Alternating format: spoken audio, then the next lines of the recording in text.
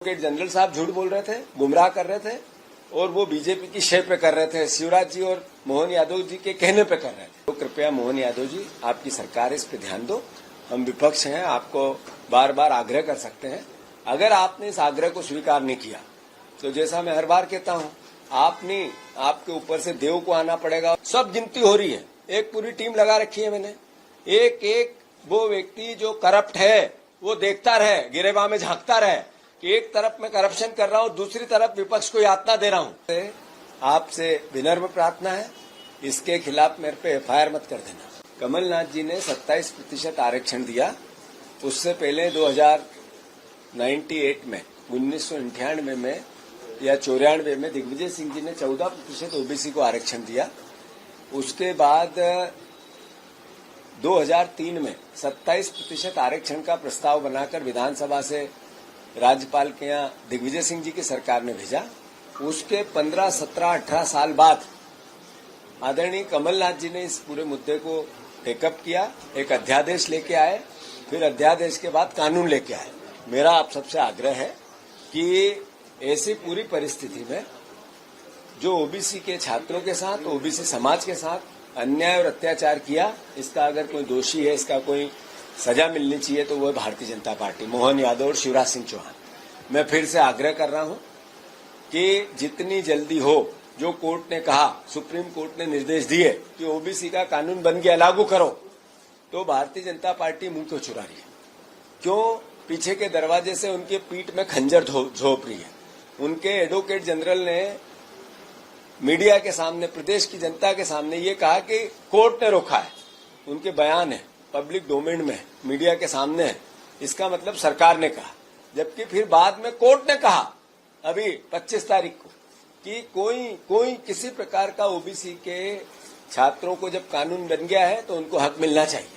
तो या तो एडवोकेट जनरल साहब झूठ बोल रहे थे, गुमराह कर रहे थे और वो बीजेपी की शेप पे कर रहे थे, शिवराज जी और मोहन यादव जी के कहने पे कर रहे थे। ये सीधा आरोप है मेरा। मैं फिर से आग्रह करता हूं, जो आपने कर दिया उसकी सजा ओबीसी समाज आपको देगा, पर अब भी सुधरो, अब भी हक दो, अधिकार दो, उनकी सहायता करो।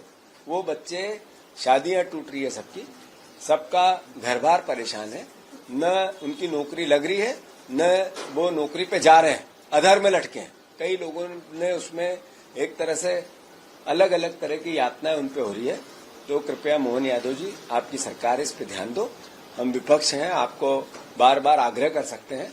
अगर आपने इस आग्रह को स्वीकार नहीं किया तो जैसा मैं हर बार कहता हूं, आपके ऊपर से देव को आना पड़ेगा और ओबीसी के आरक्षण 27% को लागू करना पड़ेगा। मोहन यादव जी, फिर से आपके ऊपर से देव को आना पड़ेगा और फिर यह 27% का आरक्षण आपको लागू करना पड़ेगा। ओबीसी समाज चुप रहने वाला है नहीं।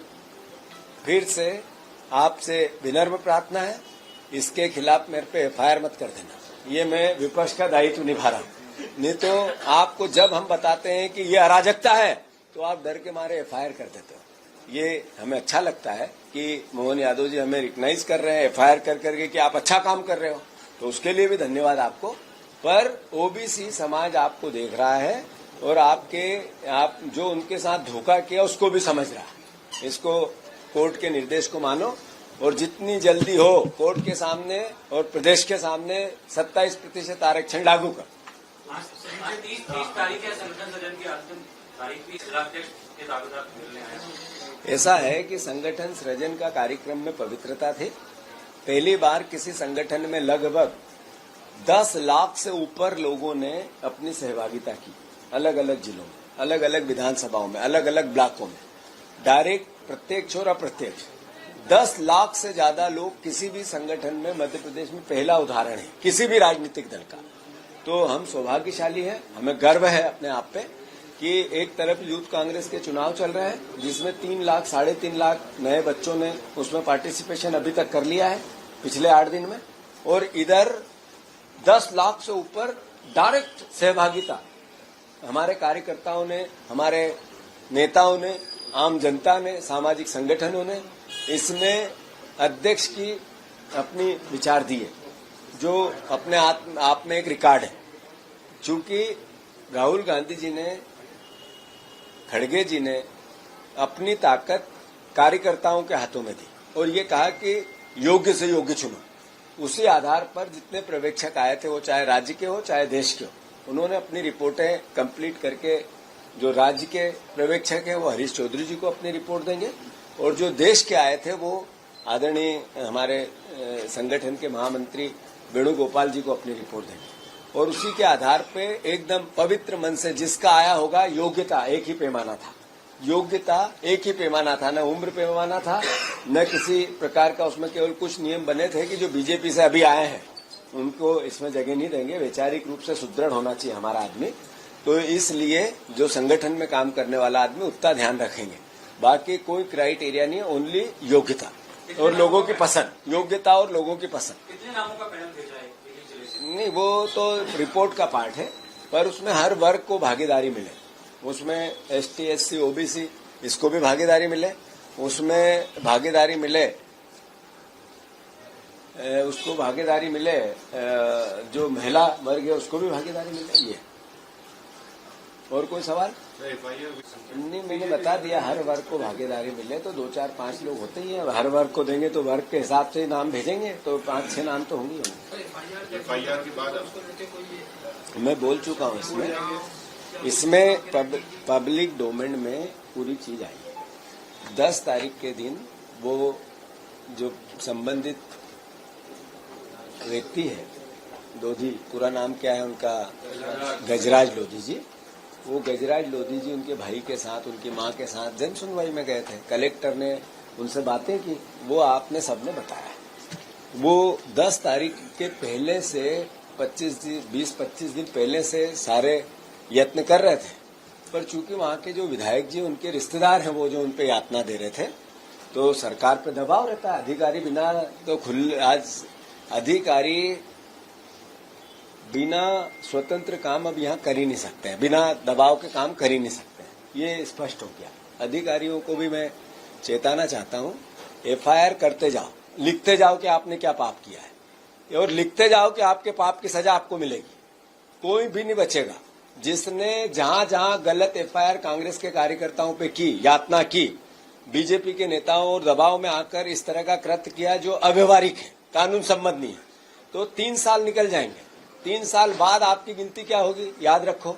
वो चाहे SP हो, कलेक्टर हो, चीफ सेक्रेटरी हो, ये भोपाल के भी अधिकारी, जितने आप लोग करप्शन कर रहे हो, सब गिनती हो रही है। एक पूरी टीम लगा रखी है मैंने, एक वो व्यक्ति जो करप्ट है वो देखता रहे, गिरेबान में झांकता रहे कि एक तरफ मैं करप्शन कर रहा हूं, दूसरी तरफ विपक्ष को यातना दे रहा हूं, तो फिर आपका जब सही समय आएगा, जब विपक्ष आपसे आपके पापों का सवाल हिसाब तो लेगा।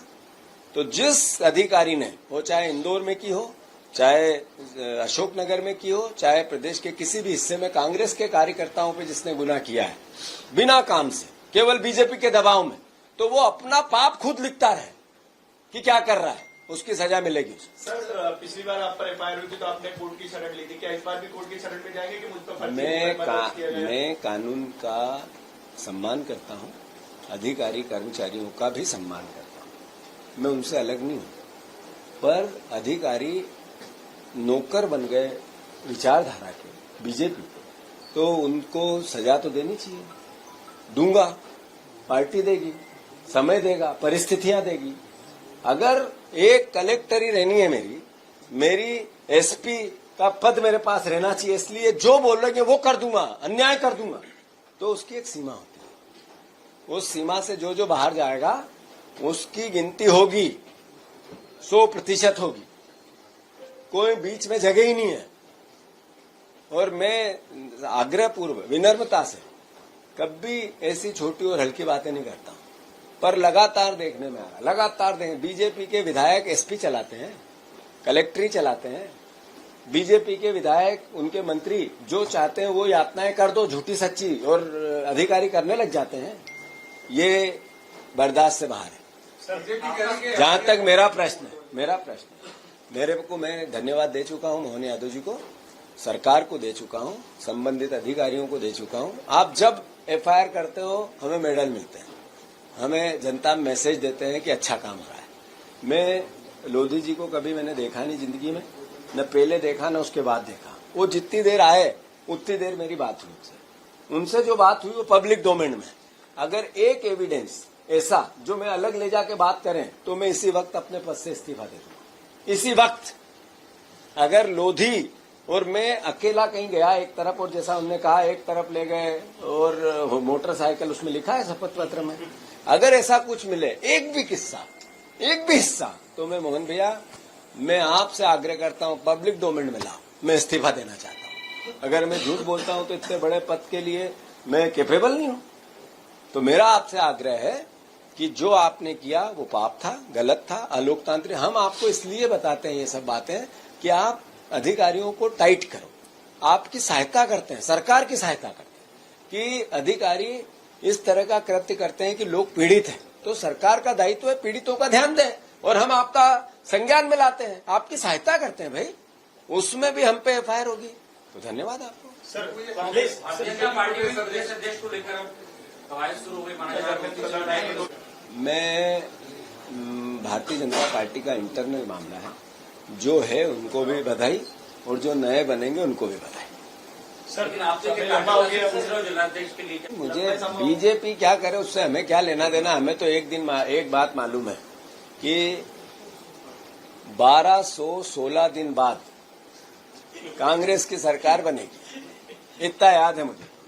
आज से 1216 दिन बचे हैं, कल पूछोगे तो 1215 दिन बताऊंगा।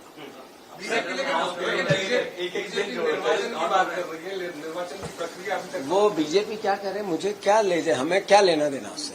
वो निर्वाचन कराए, पब्लिक डोमेन में हाथ उठवाए, एक एक घर जाके वोट का पूछे, हमें उनसे कोई लेना देना नहीं। मैं ये वचन देता हूं फिर से, 1216 दिन बाद क्या होगा बोलो, कांग्रेस की सरकार। धन्यवाद। अखिलेश यादव ने को लेकर कहा है कि ये अंडर टेबल पैसा लेते हैं काम वाले विभाग को। ये सब बात अखिलेश यादव। इस पर अभी मुकेश नायक जी और जयवर्धन जी आपसे मुगावली के पूरे उस पर अपनी बात कहेंगे, पार्टी की बात कहेंगे, जो पार्टी ने निर्णय लिया वो पहले से डिसाइड था तो वो करेंगे। अगर आप ये वीडियो YouTube पर देख रहे हैं तो हमारे चैनल को सब्सक्राइब करें और बेल आइकन को दबाना ना भूलें। अगर आप Facebook पर ये वीडियो देख रहे हैं तो हमारे पेज को लाइक करें।